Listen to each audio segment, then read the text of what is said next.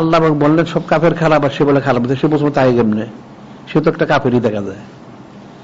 এখন সমস্যা হচ্ছে আসলে মুসলমান গণ্ড মূর্খ। আল্লাহ কোরআন শিফটে দিলেন, কুল্লুম ফি কিতাবিন মুবিন, সব আছে কিতাবের মধ্যে, কোন সব জীবনও পড়ে না। আর যদি কাউকে যদি পরে উঠলি বুঝেও না। এ তফসির তো লিখছে অনেকেই, দেবন্দিরে অনেক তফসির লিখছে, এই মৌদুদিরে জামাতিরে লিখছে, কই বুঝলো কোথায়? ওই ঘুরে গিয়ে তো কাফের গোলামি। এদের তো যেহেতু ইমানটা নাই, নূরটা নাই, নূরটা না থাকার কারণে তাদের বুঝে না। এদের তফসির সবাই লিখছে, হয়তো কোন থেকে নকল করছে, ঠিক আছে, নকল করলে তো লিখতে হয়েছে, লিখতে হচ্ছে, একটা চিন্তার ব্যাপার আছে। তাহলে কি বুঝলো দিন ইসলাম?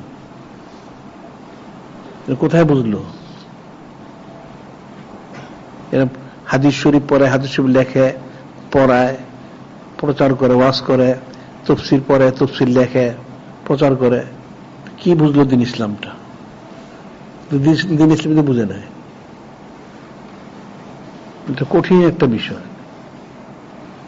এই জন্য যে প্রথমে বলা হয় সূরা বাকারা শরীফে, হুদাল্লিল মুত্তাকিন, যালিকাল কিতাবু লা রাইবা ফিহি হুদাল্লিল মুত্তাকিন, এই কিতাবে কোনো সন্দেহ নেই, হেদায়েত দান করবেন এই কিতাব কাকে? যারা মুত্তাকি।